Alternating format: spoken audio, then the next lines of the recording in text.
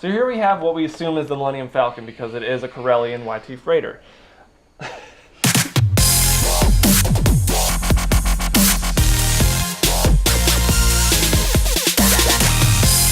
The official trailer for Solo: A Star Wars Story just dropped yesterday, and Karen and I are going to break this thing down for you, let you guys know what we found, what we thought, maybe some theories in there. And as always, there is that potential for spoilers. This is all conjecture on our part. Hey everyone, it's so good to be back on Married Movie Reviews. This is my first video since the baby was born, so it's going to be a bit of a challenge to try to do shuffling motherhood and on top of a job and everything else, and then doing the channel. But I'm really excited to be back and to be talking more movies with you guys. So stay tuned for some changes to our channel as well as some additional types of videos. I'm not going to share too much about what it's going to be because we're still in the planning process, but stay tuned for that. The trailer starts out on what looks to me like it could be Corellia. The second shot shows this Star Destroyer up in the sky kind of being constructed, and to the right of that you see the top of it with the bridge and the shield generators on top, the little bubble things, being hoisted up or lifted up by these other ships to be put on top. I think it's really cool looking. Something we haven't seen quite before, except for in Rogue One with the Death Star being built. Now we see a Star Destroyer being built. It's kind of cool. I like it. It looks more Star Wars-y than some of the sets in The Last Jedi, which for sure I like more. Yeah, because it's supposed to be a little dirty.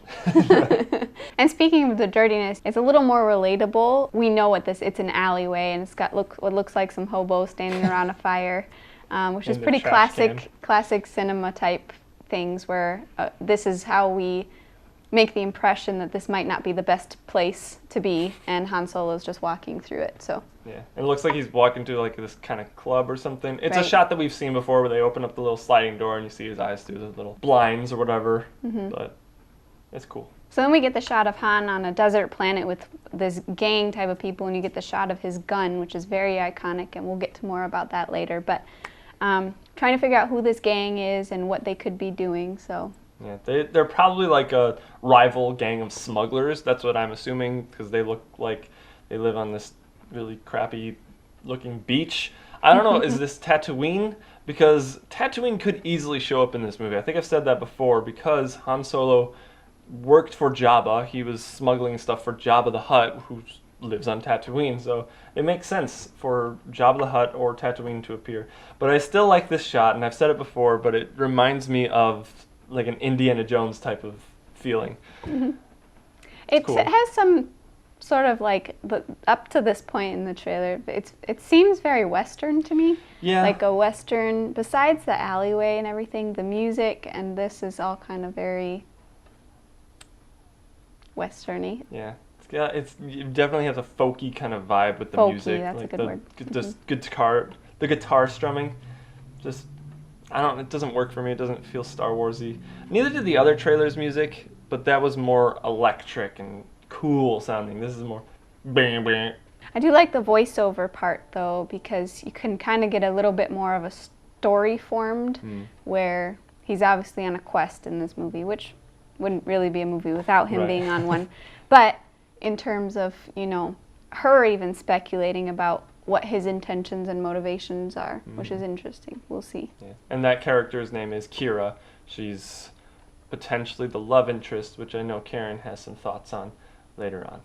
So this is most likely the introduction of Han Solo. I think I've said it before in the last trailer breakdown, where he comes into this room and Lando and all these other aliens, which look great, by the way. They're playing a game of sabacc, and this is probably where, you know, Lando bets the Millennium Falcon and Han wins it from him or something. That's the way I'm looking at it. And again, the look of this is a lot more original Star Wars-y, because I feel like it remains more consistent with what the universe of Star Wars, because this is a lot more like the original Cantina scene, where everything's really dark and like smoky, sandy. There's dirt in the air and very yellow, soft lighting that you can kind of tell it's again the rough part of the Star Wars universe. Not everything's clean and crisp and clean lines and everything. It's very the underbelly of society, basically. Yeah. And one thing I did notice about this trailer, and I'll just say it now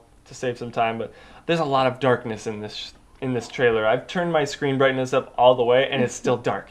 It kind of bothers me, but I also kind of like it. Now this shot is really awesome. This planet is either Kessel or it could be Corellia, most likely Kessel. But what's interesting to me is the fact that Chewie was not in this shot in the previous trailer, but he's been added into it. There's another shot or two just like that coming up in a few seconds here in the trailer. Don't you hate that about movie trailers nowadays? Yeah, they hide stuff right in front of you. They hide things, and this is a tangent, I apologize. That's fine. I've talked about it in the Avengers stuff. I feel gypped every time because I'm like, this is supposed to show me, and I get more excited or less excited. It's going to go horribly wrong for you either way. Yeah. Because if it's not in the movie, you're going to be disappointed. If it is and you are disappointed by it, you're going to be disappointed by it. Yeah. Like in Rogue One, they put that TIE fighter coming up at the end of that platform that Jyn Erso's running to. Yeah. That's not in the movie. And if that's the money shot and that's the only really cool thing in the whole movie, then you're going to be disappointed anyway. Just show us little bits of the movie. That actually happened in the movie. Not something that might have happened if it hadn't been cut. I don't want to see all the work in progress yet. That's for the special features on the DVD or Blu-ray. Sorry, Blu-ray. But how was Chewie not added in? Like, how did they take him out? Was he not there on the set? Did they shoot this a few times without Chewie and then with Chewie? I don't know. It's a little annoying to us. Right.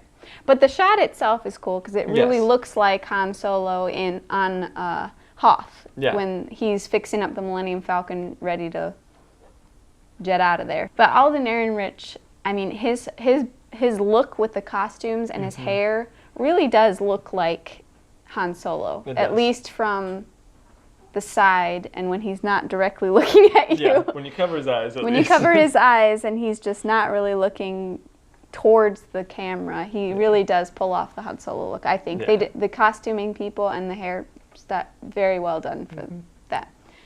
But the only other way that they could have done it was de-aging him, like Harrison Ford. And nobody liked that in Rogue One with Governor Tarkin.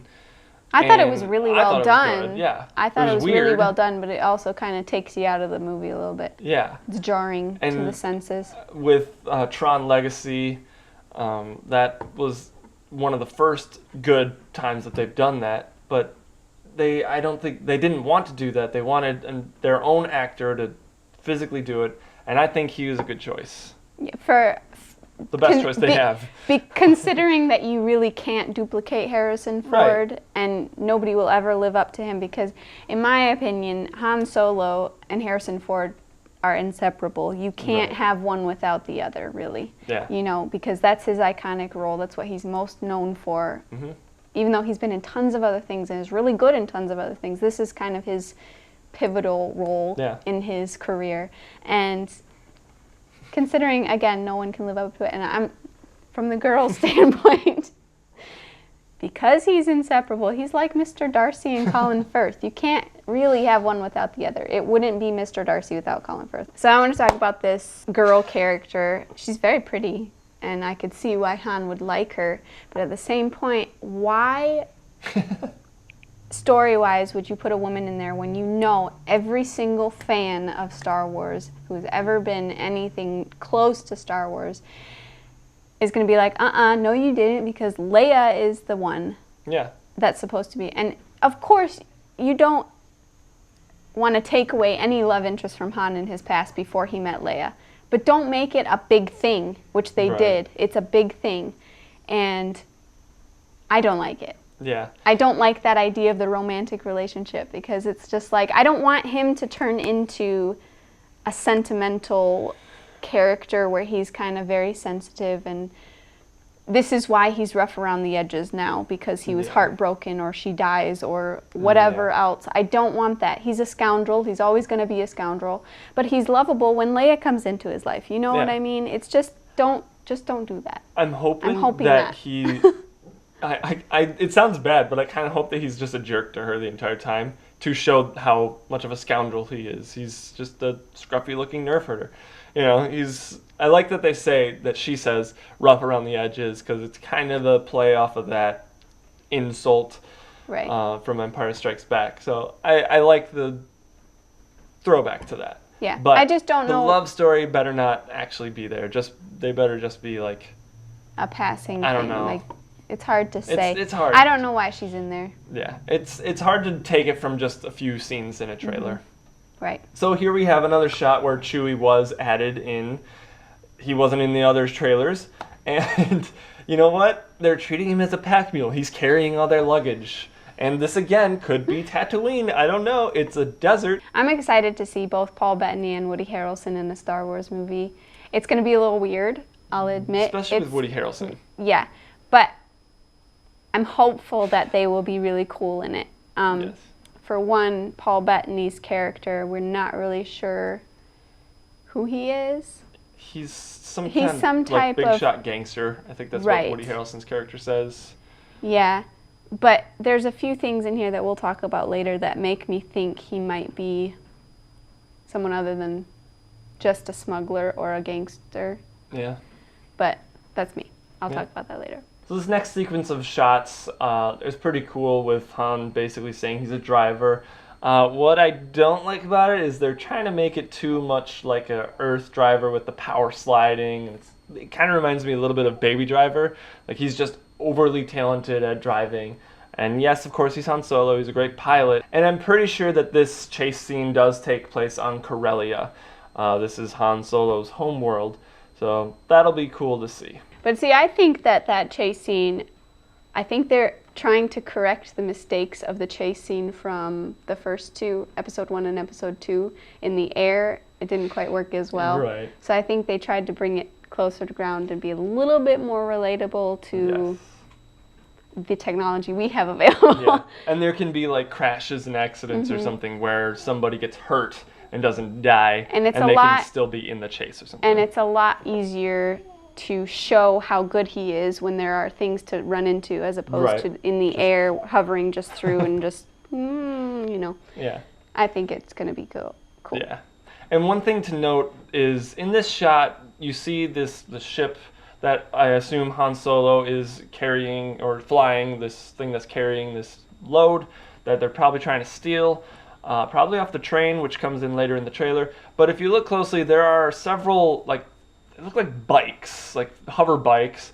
What I think those are is that gang that we saw on that desert plateau, whatever is going on there. I think that's that rival gang that's trying to steal something before Han Solo's team tries to steal it. Maybe. I don't know. Time will tell. Then we get this, again, going back to the Western feel of a bunch of guys sitting in front of a fire, discussing and being all macho about things, roughing it. And Woody Harrelson gives this gun a kiss and throws it to Han, and of course it's his iconic blaster. And so he didn't shoot it first.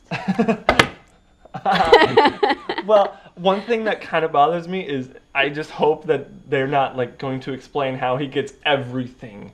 His jacket, the dice. They might. They might. It's going to get really annoying. Like, hey kid, take this. Here kid, take this. Like, take the Millennium Falcon, now who's kid. the kid? It's just Han. it's gonna be quite annoying if they do that. Yeah. They better not. So Han's kind of a jerk to Chewie when he's like, "What do you think?" And Chewie makes a roar of don't know what he says, and he says, "What do you think? What do you know?" But and he's supposed to be, because he's a scoundrel. Yeah, I know, but it's like and Chewie can handle it. It's Han and Chewie. They're not supposed to be like at each other's throats or yes, anything. they are. They're Han just, is like that in all the original ones. He's always given Chewie a hard time. Yes, that's true, but I mean, he's very respectful of him when it's, you know. Yeah, but in this, he about should him. be a little bit more polite because as far as I know, we're going to see the beginning of their relationship where Han basically saves him from an Imperial prison, I think it is, and, you know, Chewie owes him a life debt, and that's why they're together. And we'll have more evidence of that later on in this trailer. Which I'm a little disappointed about. Yeah. Because I don't want to see the intro to everything that is in the other Star Wars. I think that's a bit more than we should see in one movie. Because again, if you don't have the development of all of the things, it's just not going to be good. And this is Star Wars. It's just going to be, it could be a mess. It could be a just really huge rushed mess that just gets thrown together. And there's been quite a bit of the mysterious hype for this movie, which of course you can have speculations and maybe not go into it with so many expectations, but at the same point you do expect it to be good. Yeah, Star Wars movie. I hope it's going to be good. Maybe not expect, but hope. We went in expecting Last Jedi to be good. We were disappointed. Don't want to be disappointed with this one. I still love Donald Glover as Lando Calrissian. I think he's going to be the best, if not near the best aspect of this movie, because he just looks and feels and sounds like Lando. I love it. Yeah, he's not quite as Billy D as Billy D. Right. But that's okay because we want less Billy D. Yes, much less. Much less. So then we get this shot of the L337, the new droid of the Star Wars movie, because there has to be one in every one. I'm just a little disappointed that it's another annoying, badass type of robot that doesn't listen to anybody, because K2 was awesome in Rogue One, and you can't top that. And this droid, the look of him doesn't even lend itself to being cool. So don't try to make him cool. Don't try to make him like C-3PO. I want to see something different. And maybe they might deliver, because we've only get a little bit of a shot of him, but I really seriously doubt it from this shot. Well, we get a shot later on in the trailer that I'll get to, but this droid character I think is going to get really annoying, to me at least. And not in a good way, like C-3PO. You still kind of like C-3PO, at least in the original. There's a special place in your heart for him. Yeah. So here we have a shot of what we assume is the Millennium Falcon. It's a YT freighter, Corellian YT freighter, but it's not right for the Millennium Falcon. As you can see here, we have the Millennium Falcon. Obviously the canopy is missing off the toy, but it's different from the shot. The nose is so much smaller. This is like an accurate depiction of the Millennium Falcon from the movie as far as I know. Again, like I said in the last trailer breakdown, it's got the two teeth for a very specific reason. The cargo would go here and it would be pushed. That's why the cockpit's on one side and the radar dish is on the other. So you have like a visual, what you can see here, and then you get to sense what's on the other side of the cargo if it's like really big. What is this new Millennium Falcon design? The only reason that they did it is because it was like an early concept drawing of the Millennium Falcon. And that drives me nuts, because if you really wanted to go classic with it, you should have stuck with the original and not with one of the early drawings of the ship. It drives me nuts, and this is one of those things that they better explain in the movie. Why it goes from this to this. Now this is a sweet shot. One thing that I loved about Rogue One is some of the different shots that they did in the movie, and obviously they did some of that stuff in The Force Awakens, but I'm loving this shot behind the booster, or inside the booster of the Millennium Falcon. It's a cool shot. I have no idea what's going on with L337 here, but like her eye lights are going all over the place and she hits her head or something. I don't know, it's weird. Again, I don't know if I'm going to like this droid. And then we get another Western style shot of them, like the great train robbery where they're fighting on top, they're chasing each other on top of a moving train. And obviously this is a little different of a level because it's Star Wars and it's more like a roller coaster ride. Yeah, where it's like spinning and twisting and things, which I don't know why you would want to twist cargo, but you know, whatever. It's an attempt at something different. Yeah, it's so kind of cool. We'll see. But yeah, like you said, it is kind of like a train heist. And I think, as far as I know, the stormtrooper characters that are shooting at whoever's on the train that's trying to steal it or whatever, these, I believe, are called range troopers. I don't know why, but there's another type of stormtrooper or new type of trooper that we're going to get to in a second. So I believe that this planet is Kessel, which basically pretty much confirms that we are going to get the Kessel run in this movie, which I'm not against. To be honest, I would rather see that than Han Solo get his blaster or other certain tiny little things. Like, show us how he got the Millennium Falcon, and show us how he met Chewie, and show us the Kessel run. Just those three things. We don't need him getting the dice. We don't need him getting his blaster. We want a focused story. Yes, on the big things of Han Solo. We don't want to try to tie up every single loose end that Yeah. there are in other things. Not that they're really even loose ends, Right. but just little things. Let's just take little pieces of the entire Han thing and put it all together in one smorgasbord piece Yeah. and call it a movie. You know, I don't want them to do that. I want it to be focused. I want it to be about Han. Right. Here's a question for you. Mm-hmm. Do you think that they'll bring back, as a nod to the original again, the chessboard with all the monsters? Probably. And Chewie maybe ripping someone's arm out of socket? Probably. I wouldn't be surprised. I wouldn't be surprised either. Which will be fine if they something do like that. Yeah, I'll be okay if they do a slight nod to it, but if they do it like totally just that specifically, it'll Unless that's one of the that might actually be unless good. that's I'm one not of the sure. special modifications that Han did when he won it. That's true. Which I would be okay with. Like maybe he just puts it in like I'm gonna like this game or something. I don't know. get bored smuggling. I'm gonna put a game in. Might as well. There's this really quick shot of what I assume is an AT-ST kind of dropping down and landing during this battle. I have no idea what's going on. I have no idea what planet this is, but it looks cool. I'm excited to see what is going on here. That's pretty much all I got for that shot. We have a female Wookiee, Possibly. possibly. Could be I think his it is. child. No, I don't think so. It's got long Wookiee hair, That's true. as opposed to Chewbacca long He's Wookiee got hair. short hair. What I really like about this shot, though, is the fact that we might actually get character development for Chewie, which I think he deserves. He's been in how many? 5? And his character was Star Wars kind of movies now? butchered in The Force Awakens after Han Yeah. dies. You're like, oh, it's been his best friend through basically his entire smuggling career, Yeah. as we see here. And he's just like, hey, Leia, when he gets Yeah. back, instead of like, Han oh my died, it's gosh, all right. let's mourn together, it's all good. Yeah. He was more concerned about Finn, which is okay. He can be concerned about Finn, but his best friend died. And he was like useless in The Last Jedi. He did nothing. So it's good I that wanted we to see- yeah. possibly might have character development or an explanation as to why Chewie is the way he is. I don't know. How can you can't really explain Chewie's personality. He just roars. He's Well, kind of I think he's kind of wise. And the Yeah. quip they say about him being, later on when Yeah. they say he's 190 years old, he's just a wise, yeah. quiet, sort of soft-spoken.